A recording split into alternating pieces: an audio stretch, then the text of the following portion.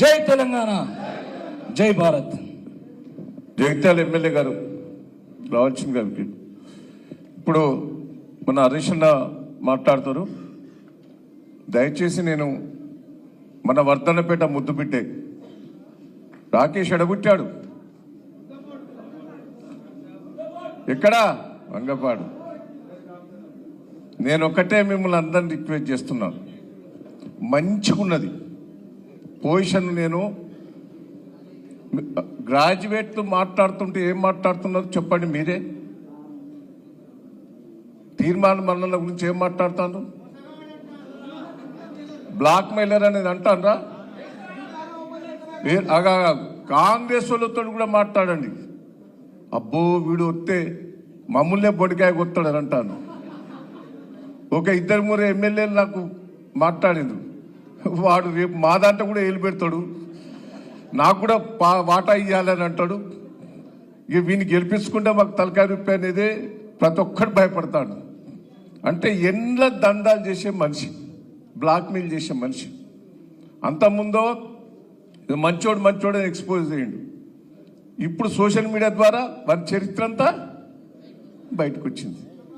జనం అసహించుకుంటున్నారు.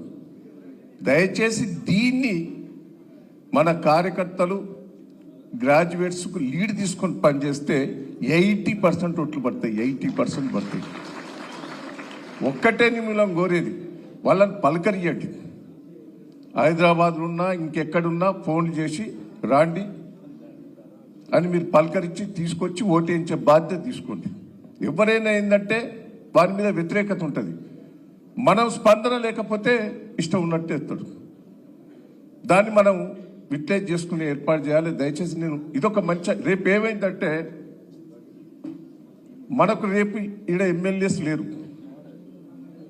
మనకేమైతుంది? ఈయన ఉంటే వర్ధనపల్లి సగం ఎమ్మెల్యే ఉన్నట్టేనా? ఉన్నట్టా లేదా? ఇక మనకి ఎమ్మెల్యే లేని కంటే ఈయన ఇంకా గట్టిగా ఉంటాడు, ఆడిస్తాడు, ఆడి వాళ్ళను. మన కార్యకర్తలకు రక్షణ ఉంటాడు.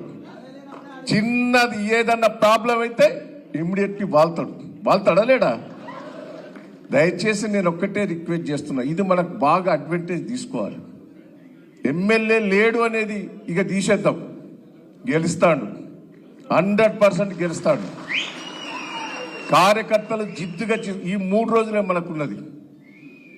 ఆషామాషిగా తీసుకొని స్టేజ్ మీద ఉన్న నాయకులు కూడా రిక్వెస్ట్ చేస్తున్నాను. వినయ్ భాస్కర్ ఈ ప్రాంతం చూసుకుంటాడు, ఈ ప్రాంతం నేను చూసుకుంటా.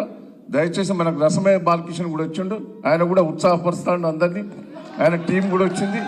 అందరం కలిసి పనిచేద్దాం. చేద్దామా లేదా? ఓ స్టేజ్ మీద నాయకులు అంతేనా? ఇక హరీష్ అన్న మనకు బలం ఇచ్చినందుకు వచ్చిండు. గట్టిగా చప్పట్లు కొట్టండి. జై తెలంగాణ, జోహార్ తెలంగాణ. మన వీరులకు కేసీఆర్ గారి నాయకత్వం. 3 అయింది, మీరేమో తిని కూర్చున్నారు, మేము తినక కూర్చున్నాం. మీకు లేట్ అయిద్దని తినకుండానే వచ్చినాం. మిత్రులారా, పేర్లు మరేమో చాలా మంది ఉన్నారు.